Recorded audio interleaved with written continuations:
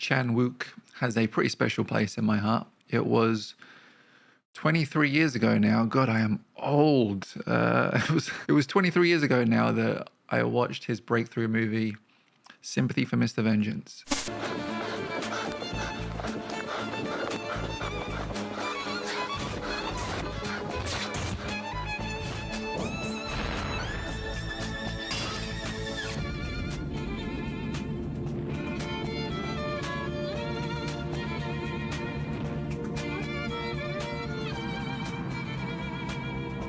And it was one of a handful of movies at the time that just sort of unlocked my teenage brain and kicked it into a higher gear and got me thinking about these things in a sort of elevated way. All this time later, and he remains one of the few directors that I genuinely look forward to checking back in on to see what he's up to.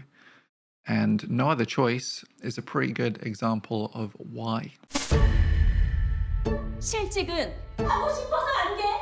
아니다. 여기 적힌 것들 자제하기. 아빠 취직할 때까지. The movie follows Man-soo, a long-tenured employee of a paper-making company who is laid off after Americans buy the place out. Facing an oversaturated job market and left desperate to preserve the life his family are accustomed to, Man-soo decides that if he can't beat his closest competition, he'll just kill them. Easy. So the entire time I was watching No Other Choice, I couldn't help but think of Parasite. And that's not because they're both Korean movies and I'm lazy and stupid. It's because they both tackle similar concepts from different directions. If Parasite is about being in the gutter and gazing up at the stars, then No Other Choice is being up in those same stars and seeing a swirling black hole open up below. That said, where Parasite's comedy is about as black as the night sky, No Other Choice wears its humor on its sleeve and is borderline slapstick at times. There are these playful shots like this one that could be pulled straight out of a Wes Anderson movie. And Park Chan-wook's direction has always had a quite ornate style to it. Scenes are very rich and dressed with complex details. But it feels like he's kind of taking his shoes off for this, you know?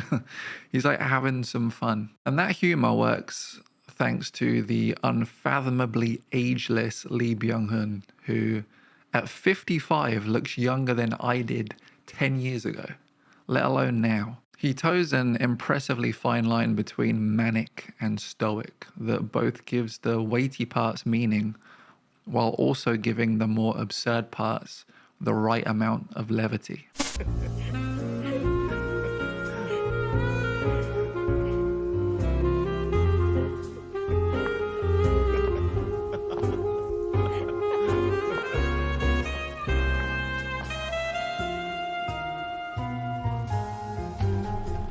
And that's not to take anything away from the rest of the cast, who are all excellent. Special shout out to Yom Hee-ran, who plays the wife of one of Man-soo's targets, and somehow manages to simultaneously and convincingly both not give a single about her husband while also caring for him deeply.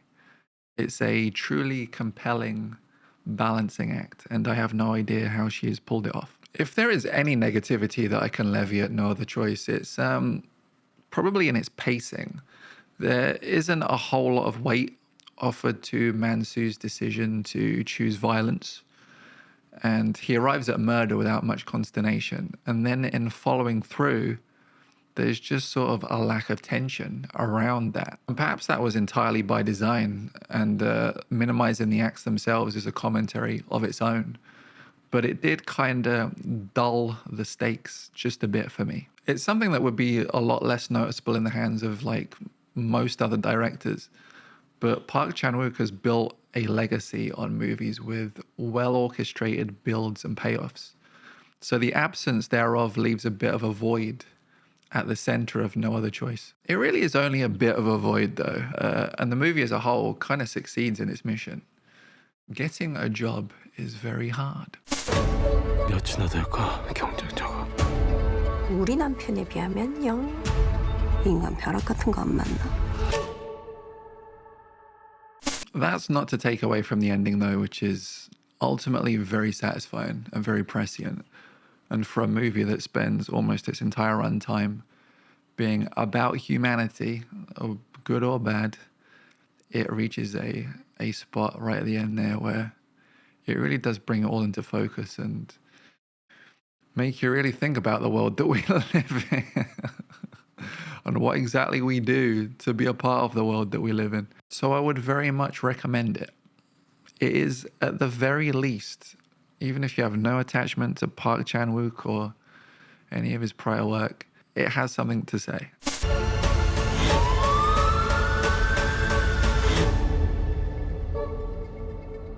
면접 잘 봤어?